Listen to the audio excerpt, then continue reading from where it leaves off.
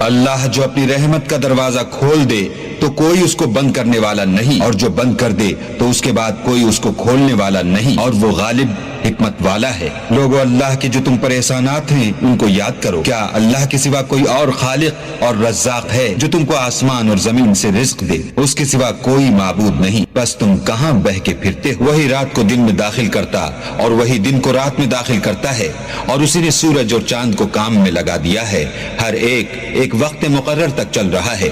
یہی اللہ تمہارا پروردگار ہے، اسی کی بادشاہی ہے، اور جن لوگوں کو تم اس کے سوا پکارتے وہ کھجور کی گٹھلی کے چھلکے کے برابر بھی تو کسی چیز کے مالک نہیں۔ اگر تم ان کو پکارو تو وہ تمہاری پکار نہ سنیں، اور اگر سن بھی لیں تو تمہاری بات کو قبول نہ کر سکیں، اور قیامت کے روز تمہارے شرک سے انکار کر دیں گے، اور خدائے باخبر کی طرح تم کو کوئی خبر نہیں دے گا۔ لوگو، تم سب اللہ کے محتاج ہو، اور اللہ بے پرواہ سزاوار حمد و ثنا